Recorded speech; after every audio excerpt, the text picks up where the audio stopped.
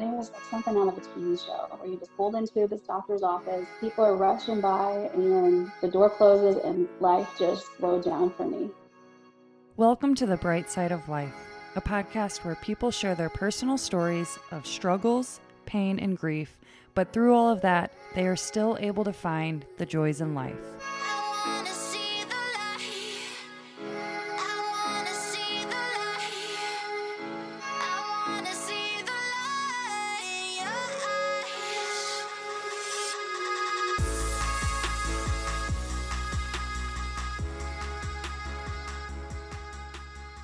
Hello, and welcome to today's episode of The Bright Side of Life. I am your host, Melissa Bright. Today I am talking with Stephanie, who's going to share her story of losing her son just a month after he was born, and how her faith played a big part in her grieving process. I would like to add before we get started that this podcast may act as a trigger for some people as it covers topics of a sensitive nature.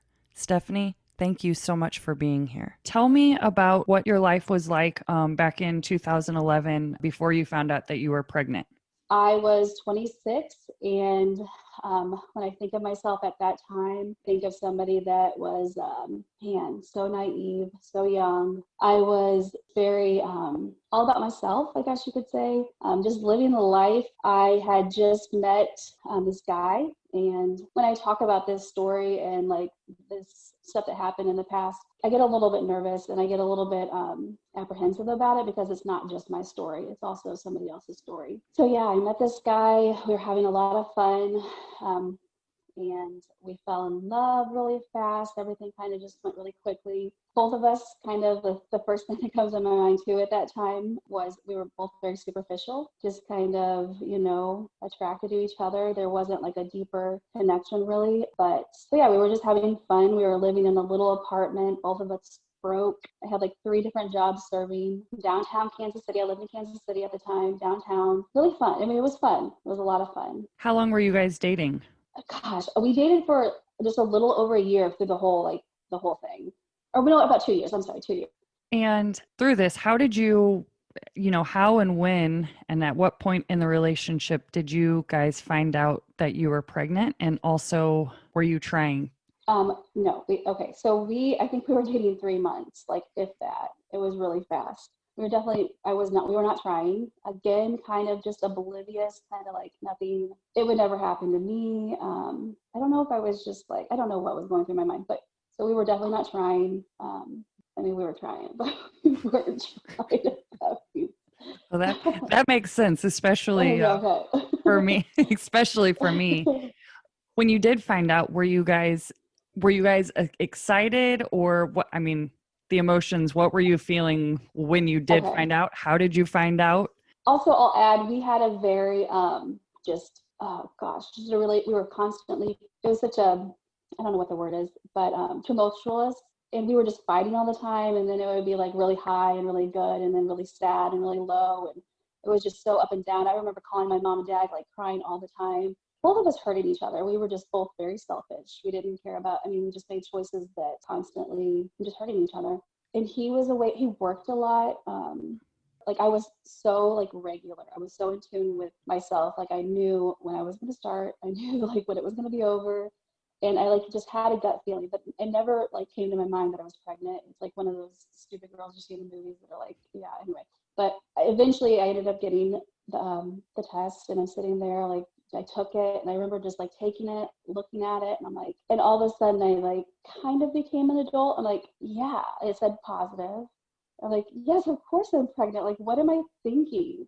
Of course in this rundown apartment that we lived in, I just remember sitting in this disgusting bathroom in Kansas City and just looking at this test and being like, oh my gosh, I'm pregnant. Okay. First thing that went to my mind was I had to tell my mom and dad. Mm-hmm. So that was kind of that's what I remember thinking. But before that, I called him and he was pretty supportive. And he kind of was just like, okay, what do we need to do? But it wasn't an excitement. It was kind of just something that happened, which is so sad for me now to think about. But it was kind of it was just was. I was pregnant, but there wasn't an excitement. There wasn't a sadness. There wasn't a fear.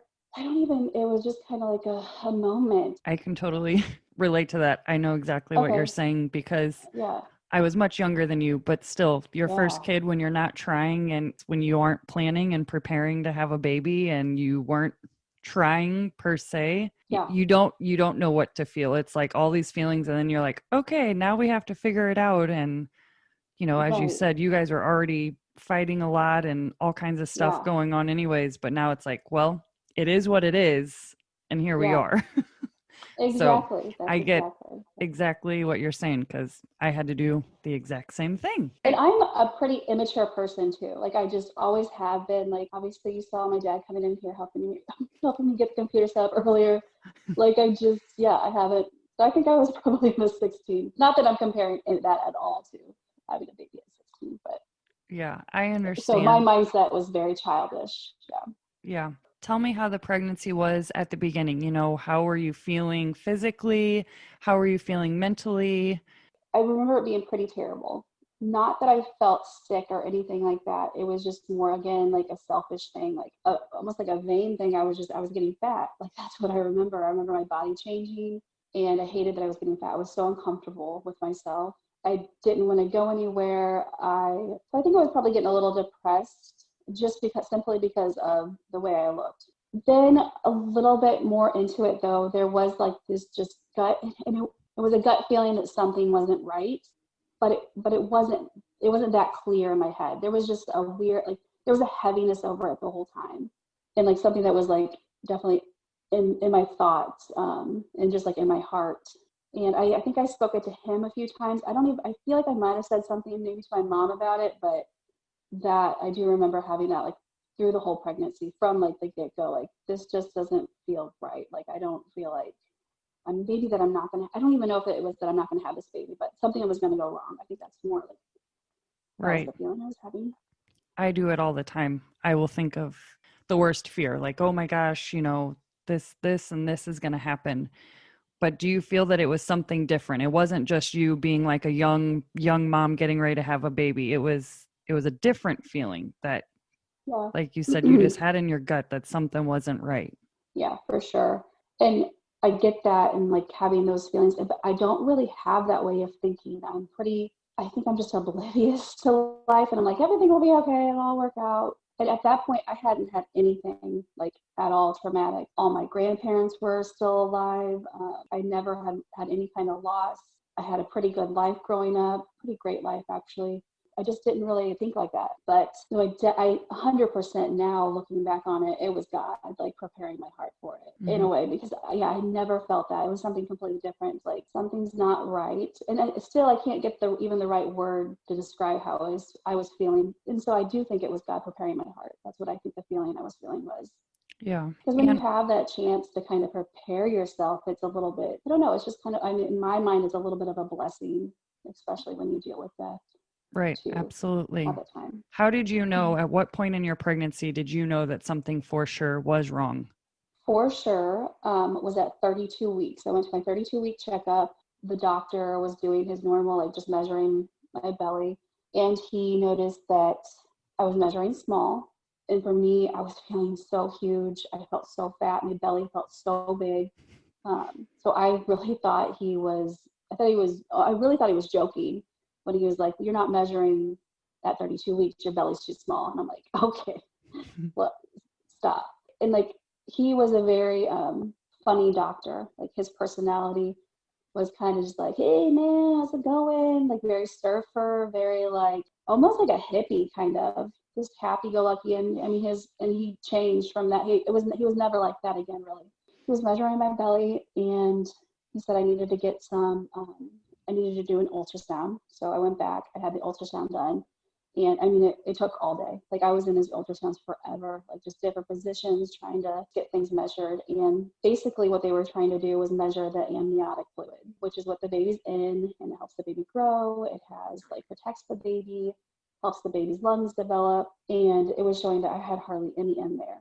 So then the questions were now, is he not producing urine? Am I just leaking? Did my water break? Did something happen to me? Am I not hydrated enough? Stuff like that. So after the ultrasounds, sonogram, he took me back to his office, and it was like something out of a TV show where you just pulled into this doctor's office, people are rushing by, and the door closes, and life just slowed down for me completely, and the world kept going.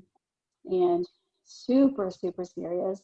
And he was just like, I recommend, and I highly recommend that you be admitted to the hospital on bed rest, and just kind of explain things.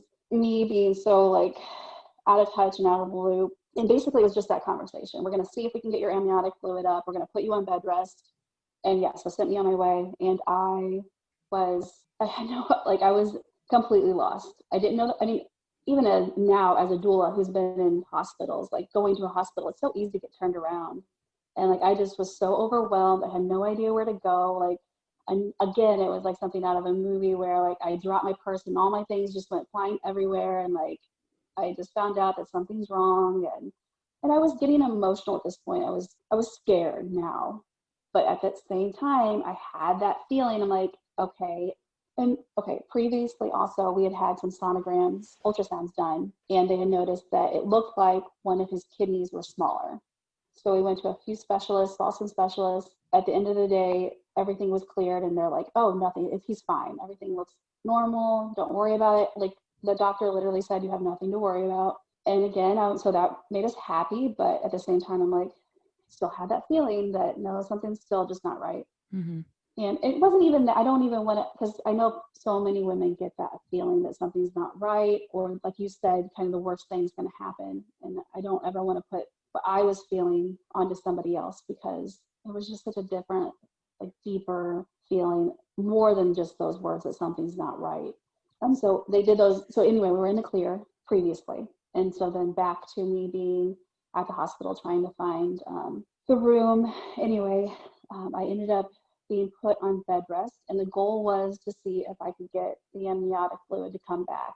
That was my doctor at the time's advice. So I'm admitted to Shawnee Mission Hospital in Shawnee, Kansas. It's a great hospital, and this is my first time experiencing nurses for myself. And oh my gosh, I can't even.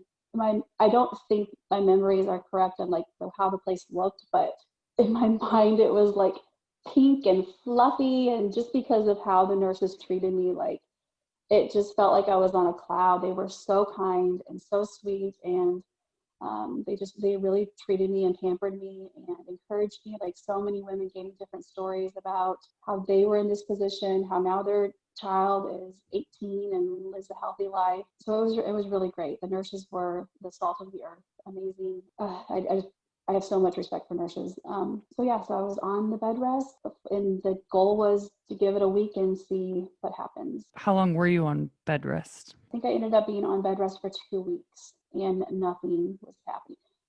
Honestly, it could have been a week. I can't really remember, but it was somewhere from a week to 2 weeks. I'm sure for you it felt eternity. Yeah, I mean, and kind of. I mean, again, I was still in that selfish stage where I'm like, I don't have to do anything. I have all these women, like, and they really were just treating me so well. So, I mean, I got to eat food and watch TV and have people wait on me. So still in that moment, it was, I feel horrible saying that, but it was okay. I was doing okay on bed rest. If I was to go back now and like realize how serious it was and like how important it was and what I was trying to do, like it would be completely different. Yeah, it would feel like eternity for sure. So after those week or 2 weeks that you were on bed rest, what happened after that? And then I wanted to say too, just something that happened in the hospital too, just something, because it changed everything for me. It was one of those, I don't even know, I can't remember how it led up to it, what led up to it, but I kind of had like this eye-opening moment where I realized what was going on, the gravity of the situation, that and I think I just had this come to my mind. I think it was probably the nurses. I think the nurses encouraged me to like take baths, to sing to my belly, to talk to my belly. I had never done that. I was pretty out of touch. It had really just felt like a belly at that point. Like I really hadn't thought of it as a baby. I had felt that was another thing too, and this is kind of important, I think, and I do want other pregnant women to know that I wasn't feeling much kicking. Every once in a while he'd kick, and so that's really important. If you're not feeling that, move it, especially further on down into your pregnancy. It is something that you need to talk to your doctor about. Movement should be something you're feeling. So I wasn't feeling that, and so I just didn't have that connection. It was just a belly at this point, and I was actually in a bath, and I just like started singing and praying and talking to him, and it was such a connection, and I really do feel like that's when I became a mom. Like it was something that I hadn't experienced, and this was my baby, and I wanted to do everything I could to save my baby. And it was a moment that just changed my life, and I'll never forget it. That's awesome. When did you find out that you were going to be, did you get moved? I don't remember. What happened later towards the hospital stay? So nothing was happening. I wasn't gaining any fluids. I was actually losing fluid. So my options were, he suggested I should be moved to the better hospital because I could either stay on bed rest there and then see if my amniotic fluid came back, or I would have, if I was to have the baby, I would be at the best NICU. So that was that point. That's when we decided, okay, that sounds like a great idea. Let's go to that hospital. So I was transferred to the next hospital. That next hospital was completely different. Like right away, I went in. I was in this tiny little room. I wasn't even like prepped or anything. Like they pulled out this like portable sonogram ultrasound thing. Every doctor I ever encountered used words that I could never repeat. It was so medical. It was not personable. Like they were super nice. It wasn't like they were mean or anything like that, but it was like they had a job to do and they were going to do it, and they didn't have time to like make relationships. People they were seeing, the babies they were seeing needed to be saved, needed to be healed, like all of them. So yeah, so she did the sonogram. I'm pretty sure it was me, my boyfriend at the time, my baby's father, and I think my mom was there in this room. So she starts doing it and kind of just like looks at me and like almost has like a dumbfounded look on her face, kind of like, I don't know. And I don't think she was trying to talk bad about my doctor at the time, but she really kind of threw him under the bus. Like, I don't know why he had you on bed rest. I can't believe this. This baby needs to be out of you. It would be healthier for him to be out of the womb than inside your room. And then she kind of like lightened up a little bit and was like, you guys are going to become parents today. We need to get a cesarean scheduled. So we were going to be parents. And so what did you do after you found out you were going to be parents? I mean, it was exciting. I remember being very excited. Yeah, we were both very excited. The day took forever. And of course, they have to get me in. It's kind of it wasn't an emergency C-section, but it was definitely something they didn't have scheduled, didn't have plans. So it was like a really long waiting process, very nervous, but also so excited. And still, I don't think nobody did. Nobody knew the gravity of the situation. Nobody really knew what was going on. I don't think the doctors did. I feel like they were pretty blunt when it came to like telling me what was going on. So I think people were just like they had no idea. So to the point to where I was ready. I remember being like by myself again. Like there's in the medical field that you kind of just, there's so many times, especially when it comes to cesareans. And this was, a few years ago. So things are a lot different. I've seen so many changes and so many people advocating for the mother and the babies. So that's awesome. But so I was by myself just getting prepped, and it was terrible. I remember just kind of sitting there, like just hanging over the bed with my big old belly and being in the hospital robe and watching them set up and like prep for the surgery. And I don't handle that kind of stuff very well. And I got really nauseous. And so that part was not fun. I remember feeling very alone at that point. Yeah. Were you by yourself at that point, or was your boyfriend with you? He was getting prepped also in a different location. So like they got me ready, pulled me to the side, like outside the surgical room. So I'm like watching the doctors do all this, like get everything ready. And he was somewhere else. And after they got me, I think they had to get me all prepped, and then they brought him in. So I was not by myself during the surgery, but I was for like everything getting prepped and stuff. I was by myself. And then they take me in, and we have the surgery. Things are going really well. I don't really remember too much about the surgery. I wasn't scared. I was very calm. So at this point, the tone is there's no worries really. The doctors aren't putting anything out there. No, there was worry. I'm glad you asked that, because I'm at 32 weeks, typically you go to 39, 40 weeks. So, he was coming like almost 2 months early. So he was in their mind thinking he was going to be like a pound. They did give us a choice to do steroids, which helps develop lungs faster for babies that they know that are going to come premature, which is a great medical achievement. It saved a lot of premature babies. So in their mind, they're thinking that he's going to be a tiny baby. So that has all of its own medical issues and medical problems. So they're preparing for a premature baby. But still, 32 weeks most babies survive at that point. Are they communicating this with you in terms of, yeah. hey, this is what's happening? This is, okay. So they are communicating that with you. So obviously at 32 weeks. Yes. Okay. And we just had a family friend who had just had a baby that had just got out of the NICU, and he was born. He was only like less than a pound, and he went through so many things. So I kind of like had that experience. So I was a little bit. I knew what was going on with them, but gosh, after everything, you kind of get out of there and you're like, oh my gosh, I can't believe that I did how little attention or that I had no idea what you guys were going through kind of like situation. But still, it really wasn't, people just didn't know. They had no idea how things were going to go. They knew he had a heartbeat. They knew that he seemed to be okay, but that there just wasn't amniotic fluid. So he is born, and I mean, like every birth, everybody's waiting for the first cry, and he did cry. I remember him crying. I remember, and that being like a huge relief, me being so happy about that. Then putting him on my shoulder, like on my chest, and he thinking he looked like my brother.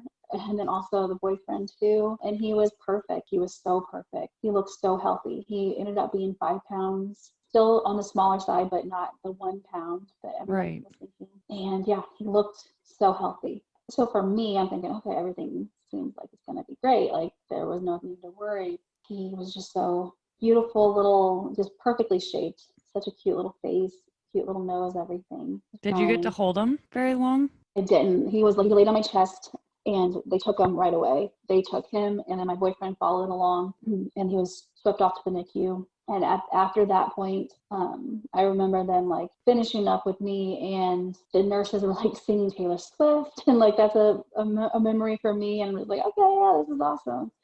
Singing along. But then I don't remember anything after that. Like I was like knocked out. I fell asleep, and then I woke up in a different room. I still don't know how long it had been. I don't know how long I hadn't been with them. And at this point, everything was good. Like everybody said, everything looked fine. He seemed to be doing good. Thank you to BetterHelp for sponsoring this podcast. I was actually introduced to BetterHelp by my boyfriend because earlier this year I was in such a deep, dark depression and I didn't know what to do. I had to literally text him to tell him what was going on with me because I was so ashamed that I was sad, and I didn't even want to ask for help, and texting was the easiest way that I could do that. And that night, we literally signed me up to do BetterHelp. That's just a little bit of my story, and I feel like if this can help somebody else with struggling of feeling alone and not asking for help, that's why I want to talk about their service. So BetterHelp is the leading provider of online counseling, which is exactly what I loved about them, is that it was online. And there's 4 ways that you can talk to your counselor. You can do a video session, there's phone calls, live chat, and messaging. And every counselor is licensed by their respective state and has over 3,000 hours of experience. BetterHelp is worldwide, so you can access them from any country, and there's counselors that will speak a wide variety of different languages. And you're going to be matched with a counselor within 24 hours or less. When being matched with your counselor, it's not a one-size-fits-all, so you do have the choices of picking the type of counselor. If you want a male or female counselor, if you want a counselor that's a little bit older, you are going to have options that fit your specific needs. You can message them anytime, day or night, and they get back to you in a timely fashion. What I also love is BetterHelp offers a broad expertise in their network, so it provides users with access to specialists that they might not be able to find locally. BetterHelp is not a crisis line, but it's a place where you can speak to a therapist if you are in need of help. The most important thing to me was the affordability, and that's exactly what BetterHelp is. They do make it affordable for people, especially in these times right now. And if you can't, they do have financial aid for those people that do qualify. So visit betterhelp.com/brightsideoflife. That's betterhelp, betterhelp.com/brightsideoflife. Join over 500,000 people taking charge of their mental health with the help of an experienced professional. And for your first month, you're going to receive 10% off by being a listener of The Bright Side of Life. So let them know that I sent you by using the link betterhelp.com/brightsideoflife. That's betterhelp.com/BRIGHT side of life. The link will also be in the description section of this episode. Then, and like they were kind of telling me that I was going to have to be able to stand up on my own, or I can't remember anyway, I got into my room, and my boyfriend stayed with my son, Lucas. I don't think I've said his name yet. His name is Lucas. He was with him the whole time. So all this stuff is pretty blurry. I mean, mainly because I, was on pain medication and I just came out of surgery. And I remember just like having some kind of goal. I don't remember what the goal was, but I had to like do something before I could go see him, like in the NICU, because I'm recovering in the surgery and he's all the way up on the top floor in like the NICU. And like, it's a goal this is my first time. It's a goal that you had to do? Yeah, from the nurses, like a requirement. And I think it might've been just be able to transfer to a wheelchair. I think that's probably what it was. For me, the surgery was not that big of a deal. I was able to get up and move around, and I was like, I'm ready to see my baby. Like, let's go. Like, I hadn't seen him. I mean, it had been hours, and I still don't know. I don't know how long it had been. But so I got it. So anyway, I got to go up and see him. And this is my first time being introduced to the NICU. At this point, I was still like a patient. So I was wheeled up, I was taken in, and it was just room after room, just these glass windows. Each one of them had a little curtain. They were just like all connected with just babies and these incubators, and they were just tiny babies. And there was so much beeping and machine sounds, and there was hardly any crying. And like just walking in and seeing him, I remember that feeling, like him just being in there. And at this point, he wasn't on any kind of support or breathing support, so things were like seemed to be doing really well. And I remember him, but like, and him just being so cute. His nose was so perfect, his face was so perfect. Things still seemed good at this point. Everybody was kind of like praising me for how strong I was after the surgery and being able to get up and go. And so things seemed good. I hadn't talked to any doctors at that point. And I don't really remember when the doctors came in. I remember like the other babies so specifically, I guess because they were just so small and there were just so many of them. So like we had a room, and then next to us there would be like through another glass window with a curtain, like another baby, and then across like in like a room, but with a whole bunch of like little cubicles of babies, basically. I don't really remember the first time the doctor really coming in and telling us that things had seemed to be going good. He seems to be doing well. He's breathing on his own. He's weighed more than we thought he would. But then it was about the second day they came in, and she came into my room and told us that things were starting to decline, and that he wasn't urinating, he wasn't able to get rid of the toxins in his body. So all these toxins were just storing up in his body. So like really quickly, things just started going downhill. His lungs weren't developed as much as they started doing like some ultrasounds on him, started seeing the inside of his body, because again, the outside of his body looked so perfect, but the inside of his body was just nothing had developed right.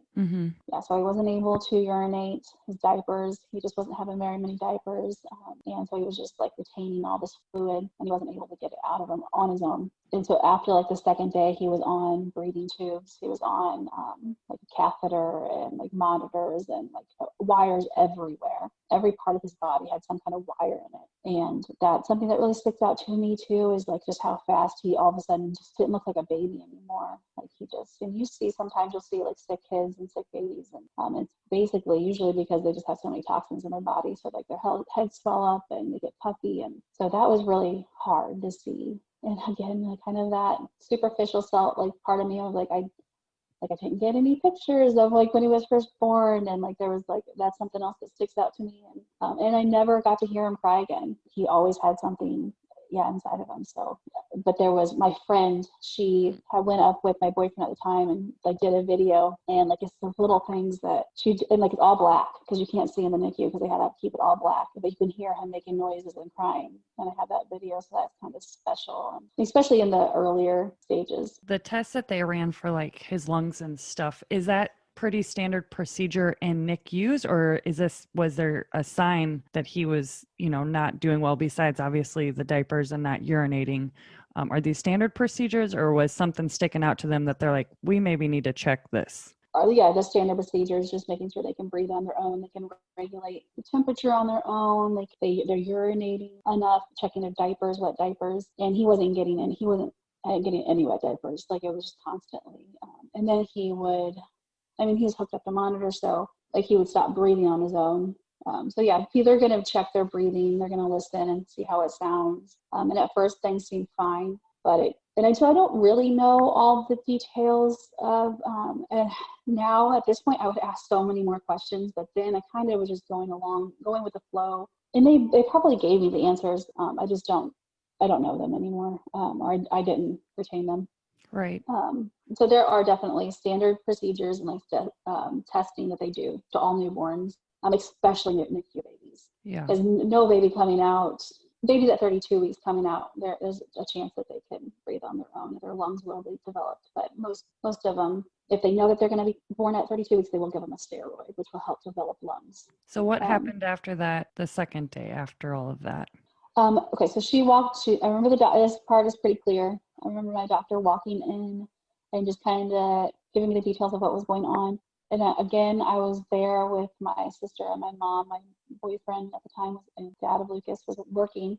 He still was just like, he was a worker. That's like what helped him get through life. Like nothing was going to stop him from not working. Anyway, so he's working and I'm there, and she comes in and she wants to like go over the details and tell me what's going on. So I'm trying to think of how she like worded everything, but it was basically that things were declining, that things weren't getting better, and that they didn't have really any answers. All I knew was that in the womb and out of the womb, now his kidneys were not working, especially his right kidney. His right kidney was not working at all. His left one seemed to be doing a little bit, so it wasn't producing any amniotic fluid. Mm-hmm. And in the amniotic fluid, the lungs develop with the amniotic fluid. It teaches them how to breathe and makes them stronger. His lungs weren't working correctly, so he was on breathing. So he's basically on life support. Nothing was functioning. His heart was great. His heart was good. His brain was good, but everything else just wasn't functioning. They didn't really have any answers, so they were going to reach out to different specialists. They were going to keep doing tests. They were going to keep watching him, seeing if he started to produce, like maybe, like with the support, like just let him get a little bit older, develop a little bit more, and see if anything would change. Then, so after she explained all that, she's like, but he's very sick and most likely he's going to die. And I remember just like it hitting me, like I had heard that before, like, and I knew he was really sick. I knew stuff was going on, and I knew that his life was like in danger and whatever, but I had never heard, and even to myself, like that feeling that I've been feeling since I got pregnant of like something's not right, something's going to go wrong. I hadn't heard anybody say it out loud yet, and I lost it. I was inconsolable. I couldn't breathe, and even her reaction to me was, "Did you not know that he was probably going to die?" And like even saying those words now, I'm just like, man. I'm like, well, I hadn't had anybody say it out loud. That was the most emotional I had been like through the whole thing. And something else that sticks out to me too, because I was a mess at that point. Like I had the oxygen mask on me. I just wanted my boyfriend to get there. My mom and my sister didn't know what can you say? But I remember my sister had my 6-year-old, he was 6 months at the time, my nephew, and she was holding him. And of course, when somebody cries, they look, funny to a baby, and he's just laughing. That was another moment that kind of changed me, just seeing him. All this that comes together is just my connections with babies and children, and like how God uses them. And like in that moment of like just complete stress, like just that joy that he had. Even when I was like losing it, and he'll never know like what he did for me in that moment. It was cool. In that crazy, sad moment where I hear that my son's probably going to die, there was still life and joy in this little baby. Yeah.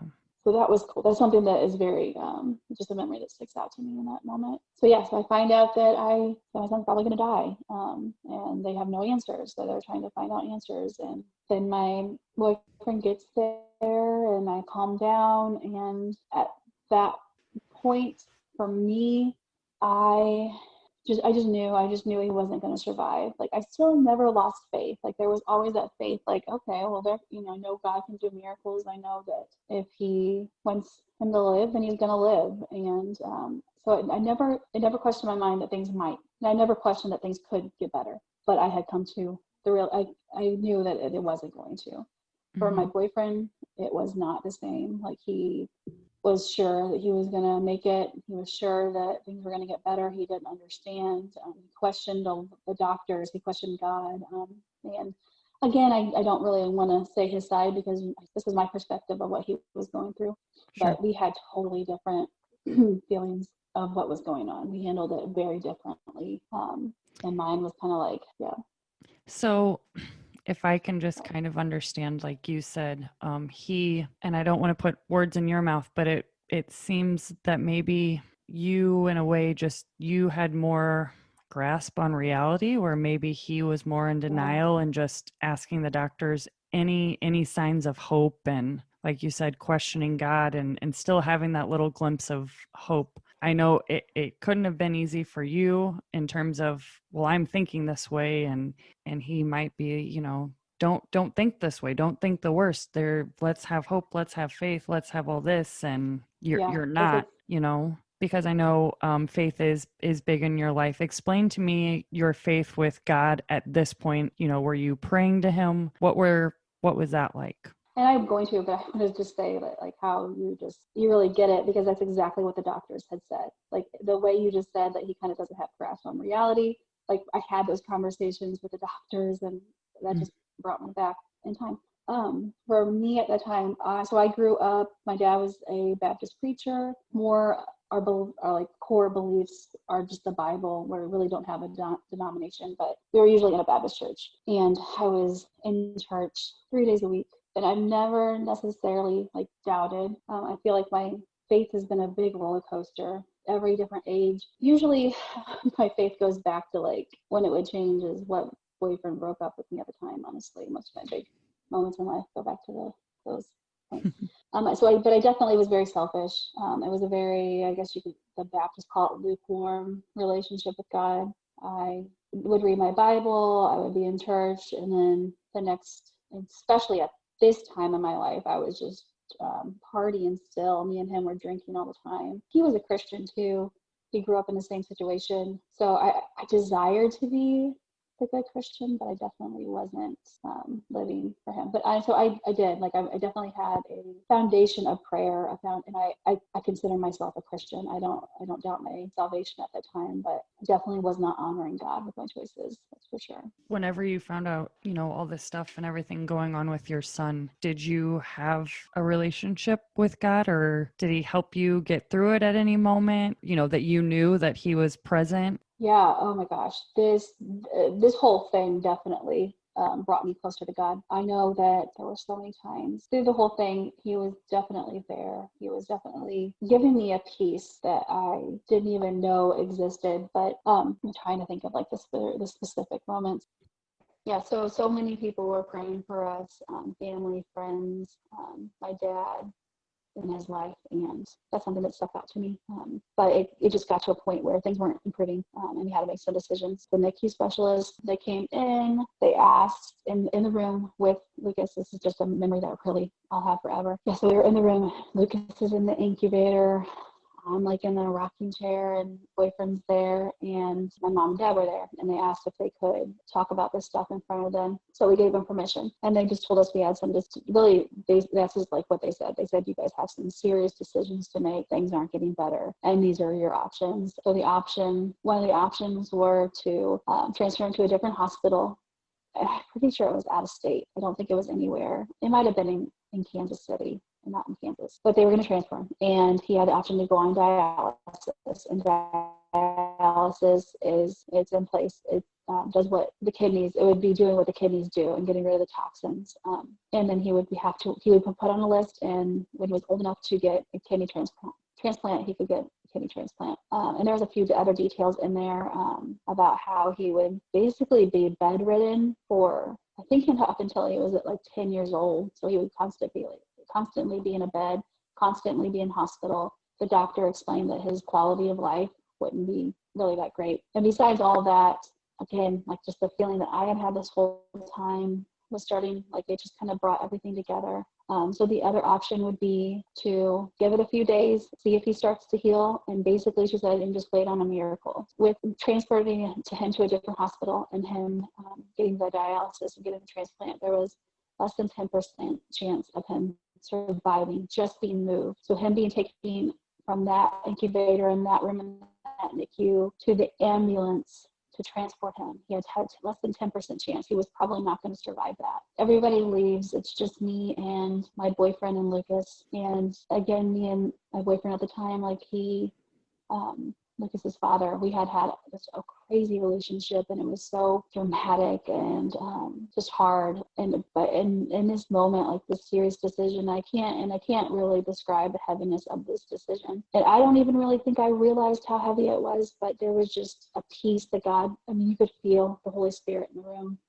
And I didn't realize it at that time either, that it was the Holy Spirit, but it was so tangible, like just the peace that came over both of us. Just that bitterness that we had from each other, it just like melted away. Like it was two people that really loved each other and loved Lucas and wanted to make the best decision. And God just it was an overwhelming peace of everything's going to be okay. And the decision to let Lucas go was the best decision for both of us. And for him at that time, he hadn't been feeling that way. I remember him just being like, I can't watch you go through this any longer. Like, I can't even imagine having to go through this for another 10 years. And that was just a little part of it. But it was the Holy Spirit put on my heart that it was okay. And the best decision would be give it a few days and not transport him, not do the transplant, not put him on dialysis, and just let things take its course. And it was 100% the Holy Spirit. Just the most peaceful, it was such a traumatic, hard, sad moment, but it was also like one of the most peaceful and one of the most, the closest I've ever felt to God, really. So it was almost like there's almost a joy in the room in a weird way. I don't know if that sounds morbid, but it was really cool, but really sad at the same time. So yeah, we decided to make the decision. We told the doctors that we were not going to do the dialysis, that we did not want to do any other treatment. We had to sign a paper and say that if he tried to pass on his own, that they weren't going to try to do any kind of life-saving stuff for him, procedures. So we gave it a few days, and nothing was getting better. Things were getting way, way worse for Lucas. He was really swollen, really uncomfortable. And then it was again, the doctors came in and said, another hard decision that you guys are going to have to make. We think he's trying to let go. He seems really uncomfortable. No matter how much medication he's on, he seems uncomfortable. What do you guys think about taking him off life support and really just letting him die on his own and letting him go? And then still they would throw in there, or just maybe that miracle will happen. So we had to make that decision. So we made the decision, and it was just like, it was right. I had such a peace about it. I've never had such a peace, but God just gave me this peace that it was something that I needed to do, that we needed to do. And so that's what we did. Tell me what the final moments were like with Lucas. Well, so the whole time he had been hooked up on tubes and wires and every part of his body. So that was the process, taking us to kind of a secluded area. So they took all that stuff off. They took the breathing tube out of him. For the first time, I got to hold him, and I got to hold him, but it was so uncomfortable to touch a baby in that situation, just because it's so this was for the first time that I was able to hold him. So I just held him as close. That was just such a moment that sticks out, is how close I got to hold him, and I didn't want to let him go. I also remember again, the NICU nurses are just a different breed of people. They're just so amazing. A lot of times the NICU nurses spend more time with the babies because they're just there 24/7 than the parents get to. And I remember at that time kind of like them just coming in and out, and like it was a moment where he was slowly dying, really. And I was kind of like bitter at the time, kind of like, just give us this moment. But then I was like, man, they have been with this baby too. They've been fighting for him, and they kind of wanted that moment to say goodbye. And so I just remember holding him. Lucas's dad let me hold him the whole time, and he was just dying slowly, and it was slowly, but it happened so fast. Like all of a sudden, he went from this baby that like had so much life, and it was gone. Like I could just tell him. The doctors did not need to pronounce that he was dead. I knew as soon as his soul left that room. Again, in that moment, it changed my whole perspective on life again. It gave me a whole different idea of how fast life is, and what a vapor it is, and how powerful and such a blessing our life is, but also how little and like just a piece we are that God uses, and to know that it was gone. And it's not, we aren't a body, we aren't like just a human. Like, it's about our souls. Like his soul had it filled the whole room, and then all of a sudden it was gone. You could just feel, and like and that's just a baby that I knew, that was there for a month. So I don't know, it was just such a big impact on me. I had never watched anybody die before, and especially not my child, but it was a big moment for me. He passed away. I was holding him the whole time. I can't even imagine going through that and what you had to go through and what, even telling your experience now, I'm sure isn't easy. So I appreciate Yeah. that. I think it's good to talk about it. And I do feel like everybody's different. So you never know what people want to do. And I don't ever want to like project what people should be doing. But I feel like there is a taboo about it, especially after time passes, that you really need to get over it. And I don't feel like people even say that anymore. I feel like people do give people that time to grieve, but there's still something in the back of your head where you're just like, I can't talk about it again. Like, I don't want to seem like I'm trying to get attention. Because in some kind of weird way, like when somebody does die and they're close to you, and like people, not that people feel sorry for you, but that they're showing their condolences. Like, I don't know, for me, that was like something that made me feel so good. I don't know if that's a selfish thing, but it almost just felt like it kept his memory alive, that people cared, that, you go through something so traumatic and all of a sudden people just stop talking about it. And of course, because you have to go on with your life, and I would never expect to like be stuck in that moment forever. Right. Let's talk about, after your son's passing, what did life look like after that for you and also for your boyfriend, your relationship? Okay, so so he passed away, and as soon as he died, it was, oh man, I can't even describe it. It was like, we're done. We lived in this NICU for a month, so I can't even imagine parents that are there forever, and that's another part I do want to touch on, because I just came to my mind. I was surrounded by babies that are there, and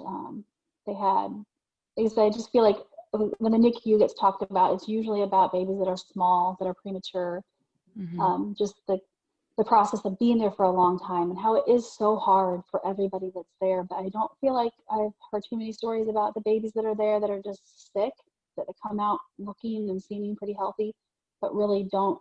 Like, for premature babies, they have so many obstacles, and it's not like easy, and I don't want to downplay that at all, because it's really hard. But there are procedures, there's science, there's things that they have like a little bit of a like glimmer of hope, that if they just get to the next stages, they're going to be okay. And for me, so you'll be in there, and like you'll hear a bell ring because that baby gets to go home. And I'm not trying to like make it like downplay on myself, but I heard that bell, and I knew he's not going home. Like, I just knew he wasn't for a second every time I heard that bell ring. So I feel like there are probably so many, like right now, like even just thinking about, there are so many parents like in NICUs right now, like babies right now that are like on their deathbeds, and they are surrounded by babies that are going through really hard stuff, but they have that science, that the healing that will probably might come.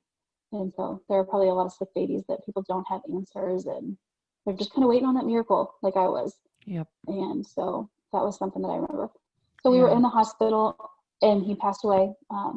And gosh, and like I just remember him just being up on the bed, and it was him like wrapped in his blanket, and he was dead, and us, and like they asked us if we wanted to go through the whole process of like bathing him, and they give parents options for that. And I love that they have so many options, because people grieve in such a different way. A lot of people like to take pictures with their baby after they pass away. And for me, that moment of his soul just leaving, and I knew that he was in the presence of Jesus, the body didn't mean anything to me anymore. And I was just like, I don't know. And so it was a weird feeling. So we basically just left, and his body was just there, and we decided what we were going to do with the body. And so we just left this room, and we just walked away. And of course it wasn't even like there was so much crying and sadness during the process of holding them and saying goodbye to him, and him passing away. But after he passed away, it was like a numbness. We were just numb. We were completely numb. And I remember just walking through the NICU to get our stuff, and they didn't need it, like they didn't need us anymore. So we just left it. It was just such a weird moment leaving all that behind, and like how it went from such a alive situation and then all of a sudden he was just gone, and how you just, there is no, you don't, a transition. It's weird. And then I remember us driving home, really not talking at all. I don't think we talked. Like it was a very silent drive home. And that was another thing that God used, that stuck with me for the rest of my life, is that you just never know what people are going through. We were driving down the highway and like people were going about their day, and like I literally just had my son die in my arms, like, and you know what I mean? So you just never know. Yeah. So that, because I used to be a very angry person too, like not angry, but easily angered. And I was a very entitled person, like a road rage, definitely. Like I had road rage all the time. Things needed to go my way, and I still struggle with that. But it became more about the little things in life. Like I don't care about that anymore. And because you just don't know what people are going through. When I start to get angry, like you kind of go back to that really hard moment, and you're just like, man, I've been through it. Like I've been in that time where I was driving down the highway after I just lost my son. And so that's kind of like a bookmark that God kind of always like brings back to me in that moment in the car, like just having no words to say, and but also just being so sad. Yeah. And so yeah, we're driving away, and I still had that, like it was still a peace though, just a peace that he was with Jesus, and that I was never going to see him again, and I was going to miss him. I was going to miss my baby, but that I would see him again, but not in this life.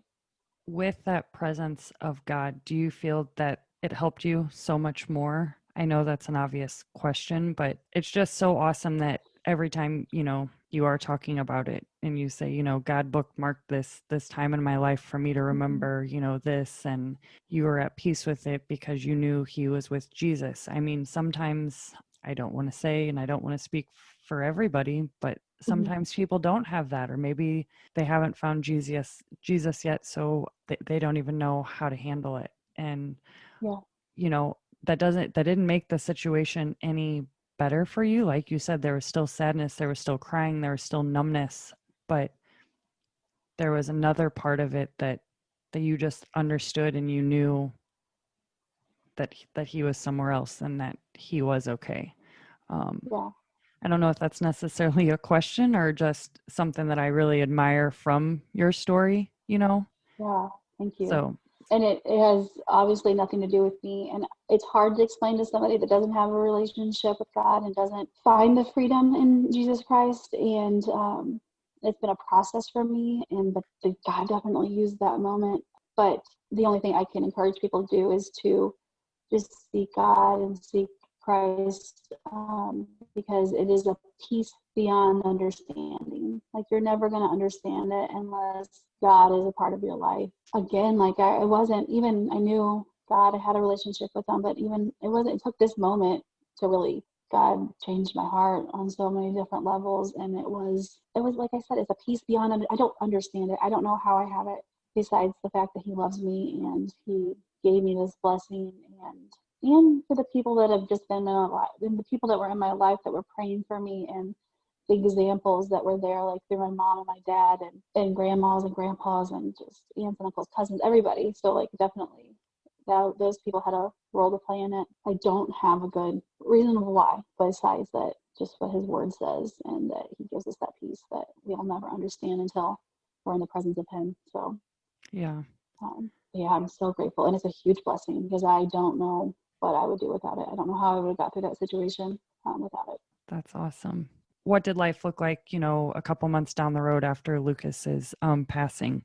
It was hard. I remember being very sad. For me, especially, I wanted to talk about it. I wanted to mourn him. And for my boyfriend, at least from my perspective, he didn't. He wanted to just go on with life. And I mean, in the first few weeks, it was like we were really close, and what we went through, you can't, nobody was there. Besides, for me and him, it was just such a moment that nobody will understand besides me and him, because we were just there for it together. Mm-hmm. It was our son. There wasn't anything very specific, but we started to fight a lot. We started to drink a lot. He especially started to drink a lot. And I will say that people were very supportive, like family and friends were very supportive. They all really wanted to chip in and do things for us. like the typical stuff, like meals and financially supporting us and stuff. But Yeah. for me and my boyfriend, it became like really hostile. A lot of fighting about really silly stuff, never about really what it was about.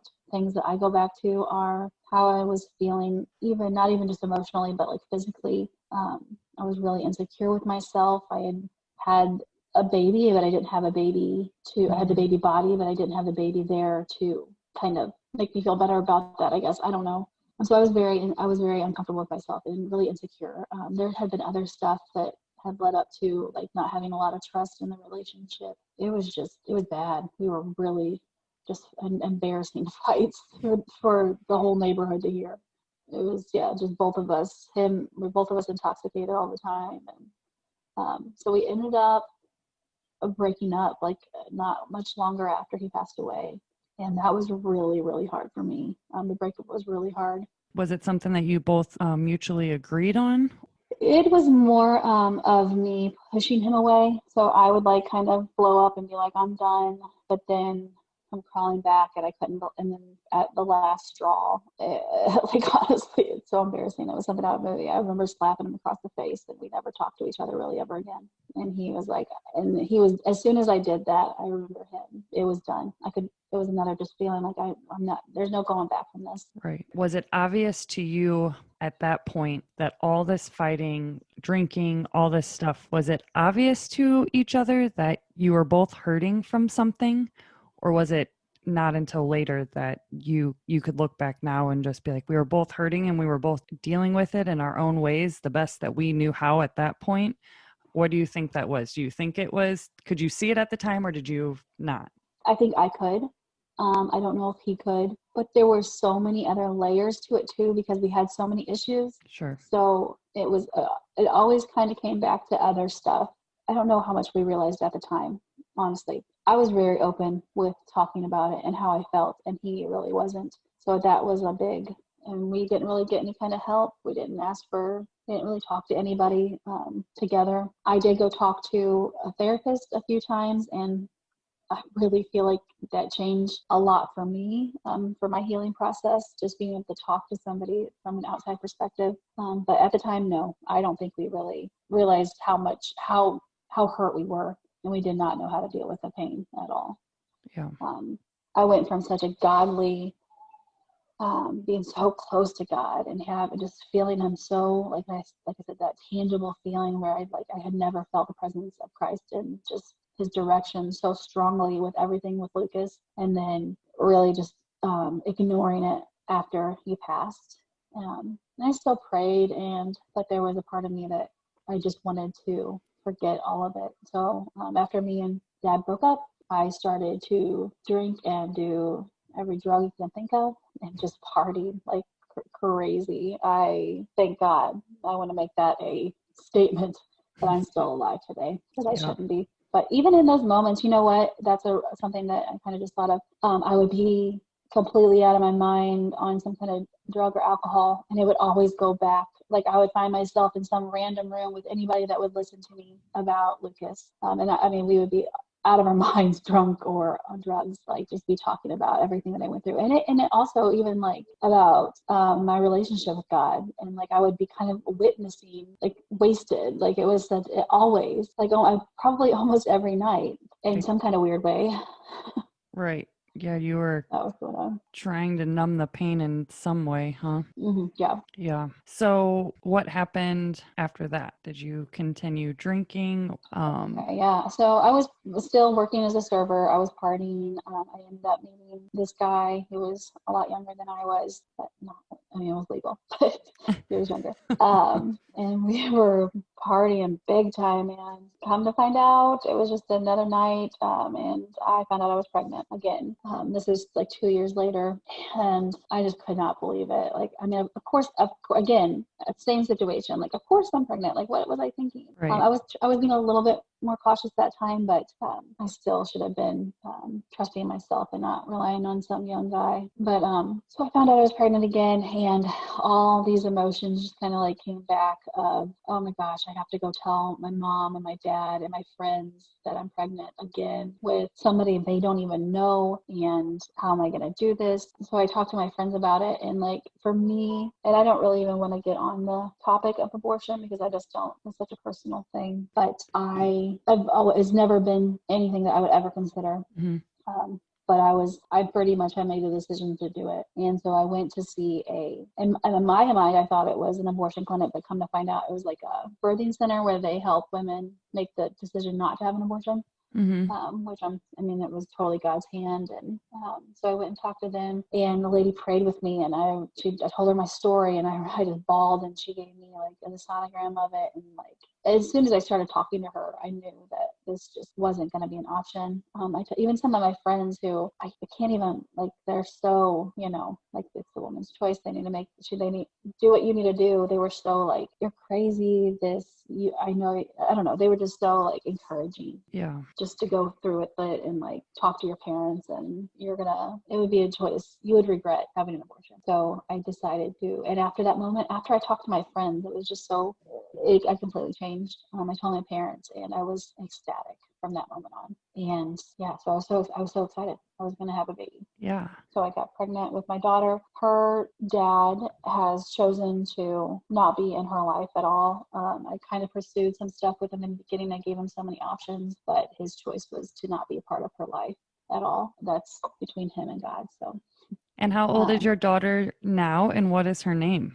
Her name is Ellie Dre, and she turned 7 in July, so she's 7 years old, and it was amazing. That pregnancy, it was so different. I still was pretty naive to how everything worked, but I was the healthiest I had ever been. Felt great, I looked great, but still, and I went into it wanting like an all-natural, unmedicated birth, but I didn't realize that to have that, I needed to be a lot more educated on it. Like the hospital, I was downtown Kansas City again, terrible hospitals, and not a lot of support for women, especially I was a single mom.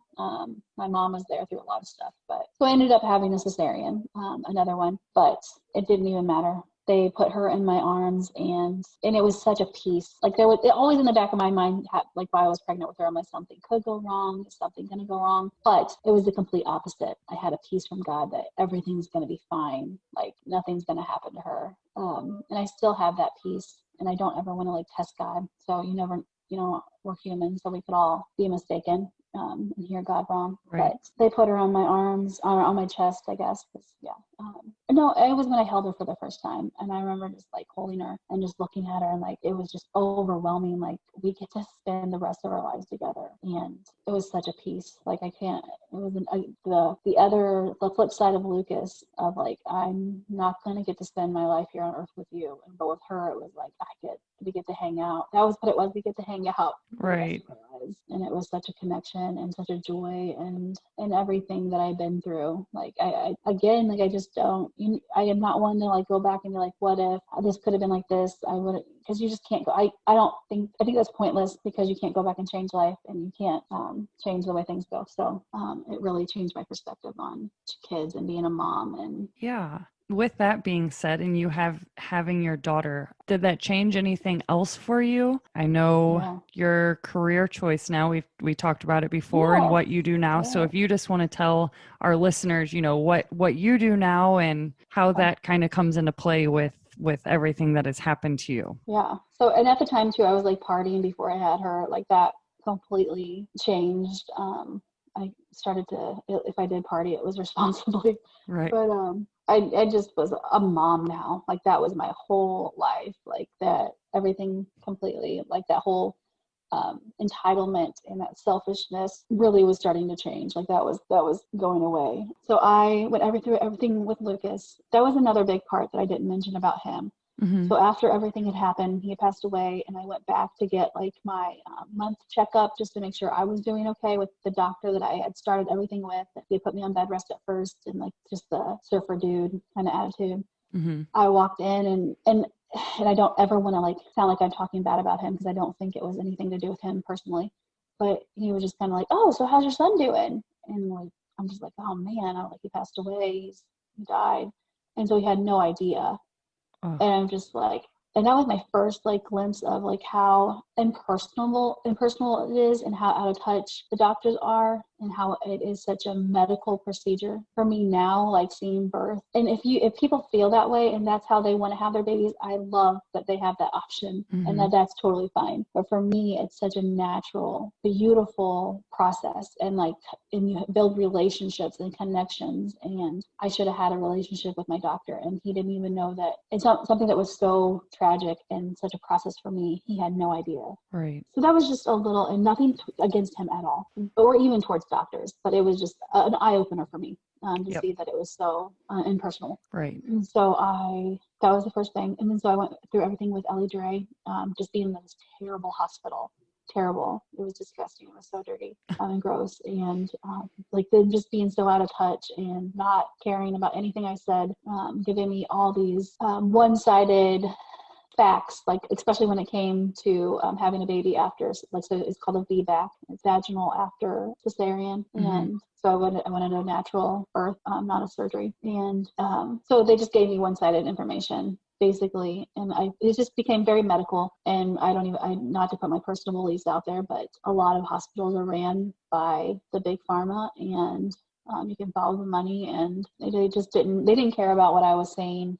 And I think the doctors specifically, they didn't want anything to happen to me. I had realized that I really didn't have anybody advocating for me, and I didn't have the education, and I really had no idea what was going on. So it opened my eyes to the birthing industry, is basically what it did, and how out of touch doctors are and nurses can be. Not all of them, but a lot of them. And that it's so medical, and not that something that our bodies can just do naturally. So I'm like, and so then I was there out of surgery with my daughter. My mom had stayed with me for a month up until the birth, because my daughter came very late, and we were just waiting. So basically I had her, we got the breastfeeding thing down, and then my mom just left. So I'm sitting there with this newborn baby by myself in this horrible hospital, and they have her up in this high bed, and I'm down and lower on the bed, and I just had surgery, and I can't even get to her. I can't even pick her up. And I'm in this room alone, no nurse is coming, and I'm just sitting there. And I'm somebody that doesn't want to ask for help. I don't want to be a burden on anybody. So I was definitely not going to call a nurse in to help me. So it was just another moment that I realized that somebody needs to be there specifically for you. And there's another set of hands needed to be there. I still hadn't figured out what it was. And then there was another time where I was holding her and I fell asleep, and we were in the hospital, and I woke up and she was underneath me. And I mean, it was God, but she didn't die. She didn't suffocate, but she was I was on top of her. Yeah. So that was a scary moment. So it's just another thing, there just was another lack of support after having a postpartum. So I went home and I realized, and I started talking to my cousin who had a lot of unmedicated births, and she did a lot of research on midwives. So I started looking at what midwifery is, and then of course, me being extra lazy, I'm I ain't going to school for that. So I found out about becoming a doula. And a doula is just a support emotionally, physically, mentally through the pregnancy process, prenatal, during birth, and postpartum. And for me, ultimately, the best way to describe it is they're just an extra set of hands, somebody that you can hire to come in and help you and support you, and you don't have to feel like you're taking advantage of somebody else. They can focus on you and help you and educate you, and especially if you're trying to do unmedicated, they're going to help you with positions, and can't take away the pain, but they can help give you some techniques to bear the pain. Yeah. And so how long have you been doing that? I technically think I've been doing it longer than I knew I was doing it. I helped my sister with her birth, and that was my first experience. And then, so gosh, I guess since 2013 is when she was born. So 2013 is when I started. After I had my daughter, it was amazing. I was living in a really cute place in Kansas City now, and I was working at a really nice restaurant, so I was making pretty good money. Adorable loft. I loved it. And it was just me and her, and we just bonded, and I got to do a lot of research. And my cousin, again, was just another huge support. She sent me all this information, these DVDs, books about becoming a doula, encouraged me. So I started doing a lot of research. She ended up being, I think, my first client, my cousin did, because she got pregnant I'm pretty sure she was my first one. So yeah, 2013, like really when I started getting things. And then a few years ago, I started a business, and then my daughter's name, of course, is Ellie Dre. And then so I started Elle Darling Doula. And then I'm in the Franklin County area doing doula work. But That is so cool. How many childbirths have you done off the top of your head, or about, or do you know not exactly? honestly, not too many. I think I've attended 8 of them. Yeah. But everyone has been so different. Gosh, every baby. And that's another thing too, is like it's not even a baby. I mean, it really is a soul. Like God, like we're also focused on this life, and it's not even about this life. It's about his kingdom. And gosh, we're just so much more than that. And it's so cool to see how, like, some people will be like, my pregnancies have all been the same. I'm like, oh man, you can't say that, because every baby is so different, and like they come into the world so different. So it's been really interesting. And from when I started, just the embarrassment of saying I was a doula, and this discouragement I got from doctors in the area and even all over St. Louis, to now is done a 180. Like, people are so encouraging about it. They like hospitals are like putting them in place, and like are recommending that you get a doula, have the extra support system. And then I actually started working for Jefferson Franklin County as an action and out of Head Start, which is for people that on the lower income, just to get the resources. And like they do it like preschool, and I'm a family coach, so I go into the homes and I work with pregnant women through 1-year-olds, just educating them and helping them with resources and just different stuff like that. So but the reason I got the job is because I had my doula training. Yeah, that's really So awesome. So yeah. because I'm not that familiar with, the doulas and all that, but Mm-hmm. you can have a doula at the hospital, you can have it at home, you can have it wherever. Well, I don't want to say wherever, but wherever you choose, I guess. I mean, Yeah. it was very long ago that I So had my daughter, so I don't know. no, man. What is she in? What grade is she in? Freshman in college. Shut up. Sorry. Oh, Yeah. this girl. Wow. That's amazing. Good job. Thank That's you. incredible. Sorry, I'm like stuck on that. Wow. Um, seriously, I'm like speechless. Yeah, it'll make you feel old So, really quick. yeah. Oh, she's so beautiful too. Oh Thank my gosh. you. You're welcome. And you're honestly, like, your guys' relationship seriously inspires me so much. Like, I look at you guys and I'm like, oh my gosh, that's so encouraging to see. And because it seems like you guys have a friendship too, not just a mom-daughter relationship. We do. We do have a friendship. Sometimes it gets me in trouble because I want to treat her like a Mhm. friend and not like a daughter, but I couldn't Sure. have asked for a better couldn't ask for a better daughter. She had her couple years of getting in trouble, not even that much of trouble, but and Yeah. then she was just set straight, and now she's on such a good path, and it could have went completely different for so many different reasons. So Man, I'm I very get happy that. about that. But yeah, let's get Yeah. back to your story. Okay. But yeah, Yeah. so I've done it. Yeah. So birthing centers, hospitals, and one of the hardest, I mean, one of the hospitals in Franklin County, Washington, Mercy, especially when it comes to natural and unmedicated births, it's very looked down upon. Like, a lot of people, they're like, I'm not birthing there. There's no way I'm going to give birth there. No way. And I can say that I've had 2 births there, and it was 2 of the most beautiful births I've ever seen. So that just goes back to knowing what you want, not relying on me as a doula or anybody else to advocate for yourself, but just knowing your options, knowing about birth, and like going in there and staying strong. Because if you can do that, then you can really birth anywhere. Yeah. That's awesome. That's really awesome. Like you said, it just comes down to being educated and educating yourself and Mm-hmm. knowing as much as you possibly can about, Yes. having a child and your options. Yeah, just the education process of anything really that you're Yeah. curious about Yeah. is so important. Um, Yeah. so I just have basically 2 last questions for you. And I guess my first question would be, going through what you went through, and I know it's been 9 years since you've lost your son. So you've had a lot of time to obviously think about it and heal and go through the grieving process, but if you had any advice for parents that maybe have just recently experienced the loss of a child, of an infant, what advice would you have for them?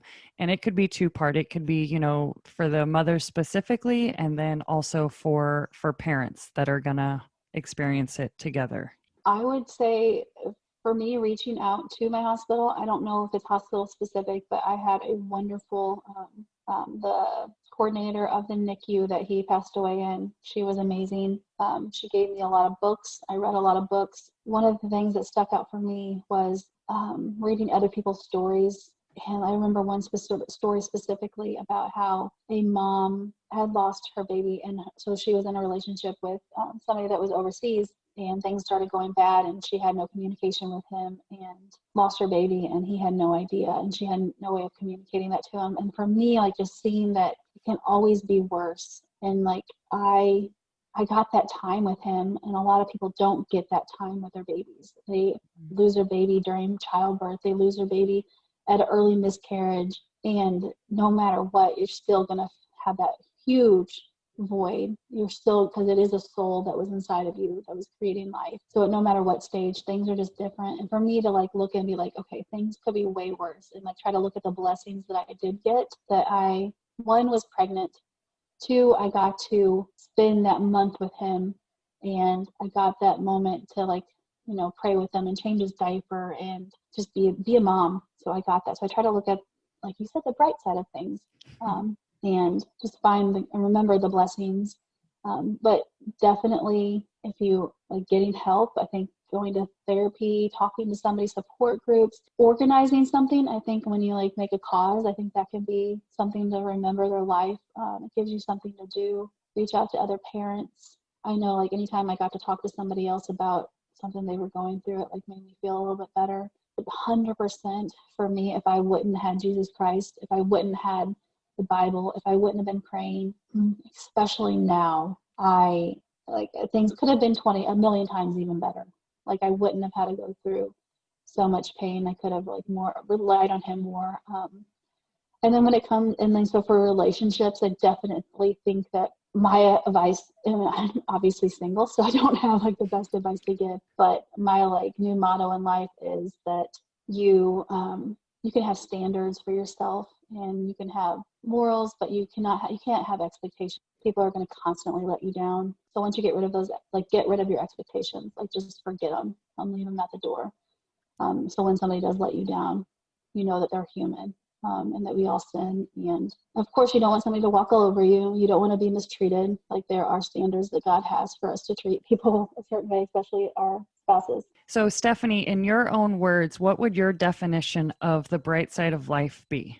100%, it's going to go back to the Bible. These things, everything that I've learned in the beginning, I thought this whole thing, my whole testimony was about being a doula. I thought it was to help women, and the things I've learned through losing a baby and then having my daughter in a situation that went against what I wanted in the hospital, but it wasn't.